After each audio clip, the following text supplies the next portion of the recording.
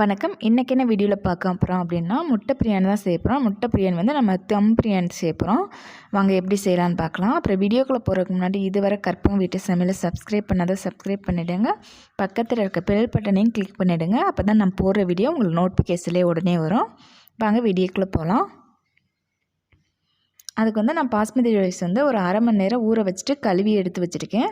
கரெக்டாக நான் இந்த பவுல்கிட்ட தான் எடுத்து வச்சேன். நம்ம தண்ணி வந்து இந்த அளவு வைக்கணும், அதை கண்டித்து வச்சுக்கோங்க. இப்போ நீங்கள் குக்கரில் வைக்கிறதா இருந்தால் நீங்கள் ரெண்டு கப்பு அளவுக்கு தண்ணி வச்சு நீங்கள் வச்சிடலாம். இப்போ நம்ம வந்து ஃபஸ்ட்டு வேக வச்சு எடுத்துக்கலாம். ரொம்ப நேரம்லாம் வேக வைக்க போகிறது கிடையாது. கரெக்டாக ஒரு 3 நிமிஷம் 4 நிமிஷம் மட்டும் வேக வச்சா போதும் நமக்கு. ரொம்ப நேரம் வேக வைக்காதீங்க. இப்போ கொதி வந்த பிறகு தான் நம்ம அரிசி சேர்த்துருக்கோம். இது நல்லா பொங்கி வரட்டும். பொங்கினதுலேருந்து ஒரு 3 நிமிஷம் இல்லை 4 நிமிஷம் கணக்கு வச்சுக்கிறோங்க. இப்போ நல்லா பொங்கி வருது பார்த்திங்களா. இப்போ வந்து கரெக்டாக ஒரு 4 நிமிஷம் மட்டும் வேக வச்சு எடுத்துக்கலாம். லேசாக உப்பு சேர்த்துக்குங்க, ரொம்ப வேணாம், கொஞ்சமாக.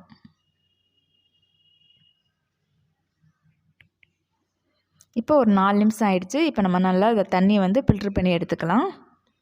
இந்தளவுக்கு வெந்தால் போதும். இப்படி சேர்க்கும்போது தான் நமக்கு வந்து ரைஸ் உடையாமல் கிடைக்கும்.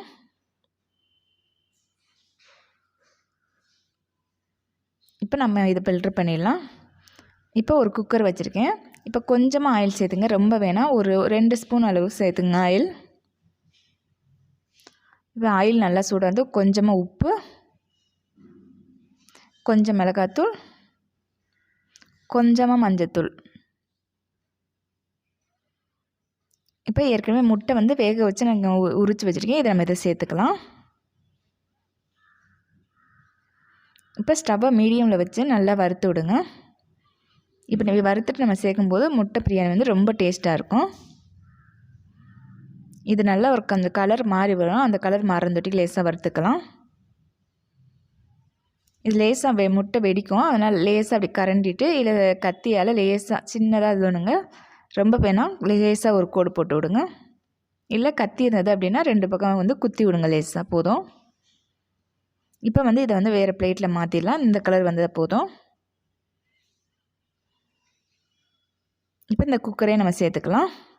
இப்போ ஆயில் சேர்த்துக்குங்க. ஆயில் நல்லா சூடாகட்டும். இப்போ ஆயில் நல்லா சூடாகிடுச்சு. இதில் வந்து 3 ஏலக்காய், 3 லவங்கம், 3 துண்டு பட்டை, 2 பிரிஞ்சி இலை. இப்போ இதெல்லாம் நல்லா பொரியட்டும். இது நல்லா பொரிஞ்சிடுச்சு. இது கூட நான் 3 பெரிய வெங்காயம் நீல வாக்கில் கட் பண்ணி வச்சுருக்கேன். அதை நம்ம சேர்த்துக்கலாம்.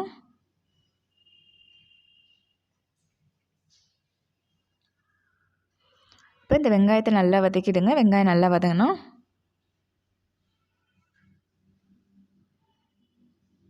இப்போ நமக்கு வெங்காயம் நல்லா வதங்கிடுச்சு. இப்போ வந்து இதில் 2 ஸ்பூன் அளவுக்கு இஞ்சி பூண்டு விழுது சேர்த்துக்கலாம். இப்போ இந்த இஞ்சி பூண்டு நல்லா பச்சை வாடை பொருந்தொட்டிக்கு வதக்கி விடுங்க.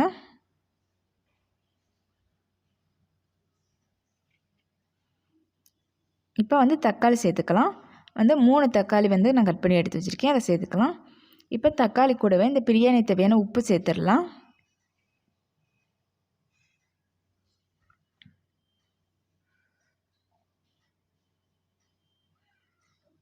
இப்போ தக்காளி வதங்கினா நம்ம இப்படி உப்பு சேர்க்கும்போது தக்காளி வேகமாக வதங்கிடும்.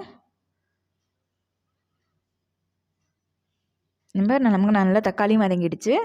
இப்போ வந்து இது கூட வந்து நீல வாக்கில் கட் பண்ணால் 3 பச்சை மிளகா. இப்போ ஒரு கைப்பிடி அளவுக்கு புதினா, ஒரு கைப்பிடி அளவுக்கு கொத்தமல்லி. இந்த அரிசி கரெக்டாக 1/2 கிலோ அளவு இருக்குது. நம்ம 1/2 கிலோ அளவுக்கு தான் நம்ம இப்போ சேர்க்குறோம். இப்போ நல்லா வதக்கிடுங்க.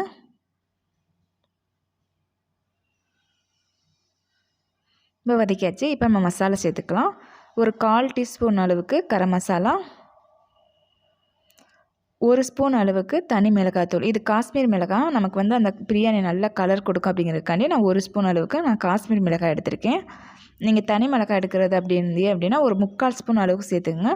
இல்லை காரம் அதிகமாக சேர்ப்பீங்க அப்படின்னா நீங்கள் 1 ஸ்பூன் அளவுக்கு எடுத்துக்கோங்க.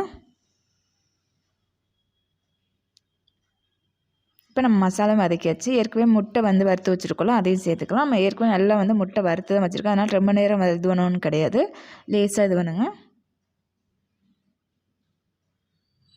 இப்போ வந்து தண்ணி எந்த அளவு சேர்க்கலாம் அப்படின்னா, நம்ம எந்த அளவுக்கு அரிசி எடுத்தோமோ அதே கப்பு 1 கப் அளவு மட்டும் சேருங்க. நீங்கள் வேக வைக்காமல் நேரடியாக அரிசி சேர்க்குறீங்க அப்படின்னா 2 கப் அளவு சேர்த்துக்குங்க. நம்ம வந்து கொஞ்சம் நேரம் வேக வச்சு எடுத்துருக்கோம், அதனால் 1 கப் அளவு சேர்த்தோம்னா போதும். நம்ம தம் பிரியாணி மட்டும் தான் செய்கிறோம் அது.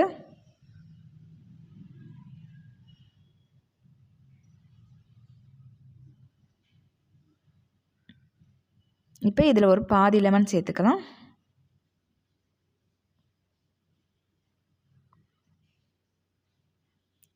இப்போ ஸ்டவ்வை ஹையில் வச்சுக்கோங்க. ஹையில் வச்சுட்டு நம்ம ஏற்கனவே வேக வச்சு நம்ம வடித்து வச்சுருக்கோம்ல, அந்த ரைஸ் அதில் சேர்த்துக்கலாம். ரைஸ் போட்டவொடனே அப்படியே கிண்டிடாதீங்க. கிண்டினீங்க அப்படின்னா நமக்கு உடஞ்சிடும். அப்படியே லேசாக வந்து கரண்டியால் அப்படியே திருப்பி நல்லா அமுக்கி விடுங்க. நல்லா அமுக்கி விடுங்க. எல்லா இடத்துலையும் நல்லா அமுக்கிடுங்க.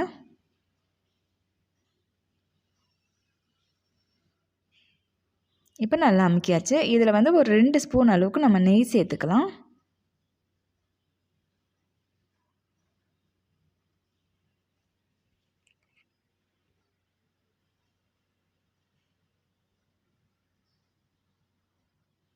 இப்போ மூடிட்டு ஒரே ஒரு விசில் மட்டும் ஹையில் வச்சு எடுத்துக்கோங்க.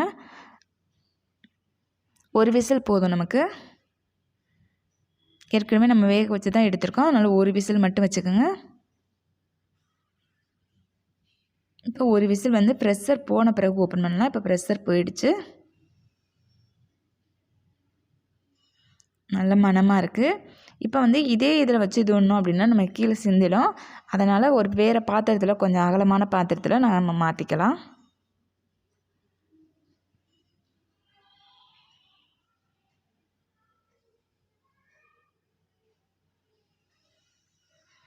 எப்போவுமே வந்து பிரியாணி உடனே கிண்டினீங்க அப்படின்னா நமக்கு குழஞ்சது மாட்டம் ஆகிடும். கொஞ்சம் நேரம் மூடி வச்சுடுங்க. ஒரு 10 நிமிஷம் மூடி வச்சுடுங்க. இப்போ லேசாக அப்படியே கிளறி விடலாம். கீழே இருக்கிறதெல்லாம் மேலே வரட்டும்.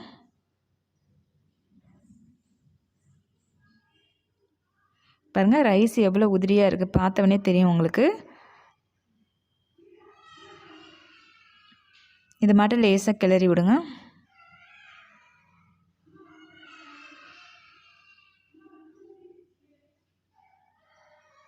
அவ்வளோதாங்க. சூப்பரான முட்டை பிரியாணி செஞ்சாச்சு. இதே மெத்தடில் செஞ்சு பாருங்கள், ரொம்ப நல்லாயிருக்கும். அப்புறம் இந்த வீடியோ பிடிச்சிருந்தது அப்படின்னா லைக் பண்ணுங்கள், உங்கள் ஃப்ரெண்ட்ஸுக்கும் ஷேர் பண்ணுங்கள். இந்த வீடியோ எப்படின்னு சொல்லி கமெண்ட் பண்ணுங்கள். மறக்காமல் என்னோடய சேனலை சப்ஸ்கிரைப் பண்ணிவிடுங்க. நன்றி. அடுத்த வீடியோவில் பார்க்கலாம்.